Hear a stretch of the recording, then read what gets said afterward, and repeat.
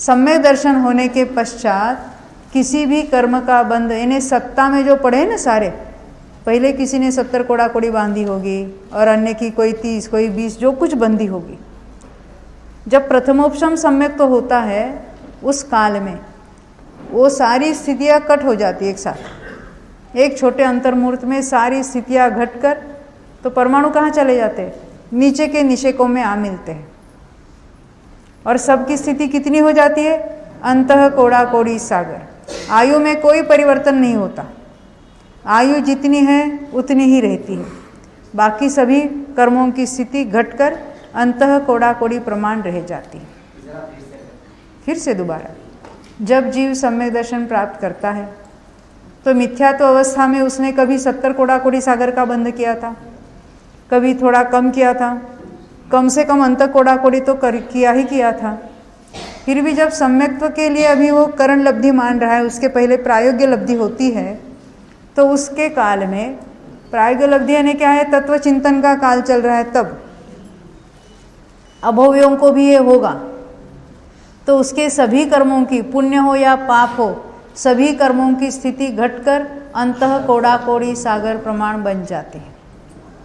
ये 70 कोड़ा कोड़ी, 50 कोड़ा कोड़ी, 30 कोड़ा कोड़ी से जितनी कोई पहले कभी बंधी थी वो सारी घट जाती है, इतनी कम हो जाती है, सहज रूप से होती है। उसलिए कर्मों में कुछ करना ही नहीं पड़ता, कर ही नहीं सकता, वो तो मात्र तत्व चिंतन में लगा है, तो उसी कारण ये सारी बातें वहाँ बन जाती हैं। अब ये तो हो गई बात अंत कोड़ा कोड़ी की। अब ऐसे सम्यक दर्शन होने के बाद जो नया स्थिति बंध होगा तो जितनी स्थिति सत्ता में पड़ी है उससे भी छोटा बंध होगा प्रत्येक कर्म में। मिथ्यात्व का तो बंध है ही नहीं, ना ही अनंतानुबंधी का है। हमने देखा ना 16 और 25 41 प्रकृतियों का बंध ही नहीं है, और जो प्रकृतियाँ बंध रही है वो जितनी उसकी घटकर अभी अंत कोड़ा कोड़ी रह गई स्थिति, उससे भी छोटा बंध होगा। और ये ऐसे ही लगातार चलते रहेगा, स्थिति तो उसकी लगातार घटती ही चली जाएगी और नया जो बंध होगा वो कम स्थिति वाला ही बंधेगा। पुण्य में भी और पाप में भी, दोनों प्रकृतियों में स्थिति तो सबकी घटती है, पुण्य प्रकृतियों की भी स्थिति घटती है, पाप प्रकृतियों की भी स्थिति घटती है।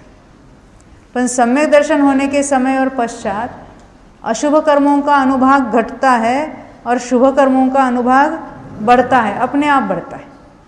प्रशस्त कर्मों का अनुभाग अपने आप बढ़ता चला जाता है।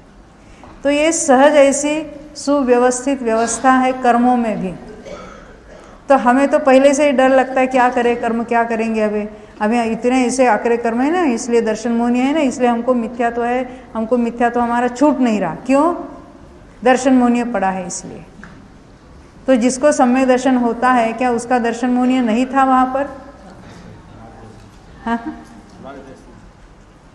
हमारे जैसे है ना, कैसा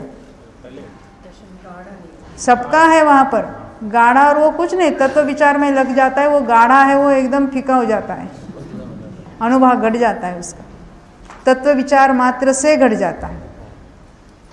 बिल्कुल ऐसी सहज ये पंचलब्धि पुस्तक में ये सारा वर्णन आया है। अपने यहाँ चला था एक बार, अपनी शिविर चली थी।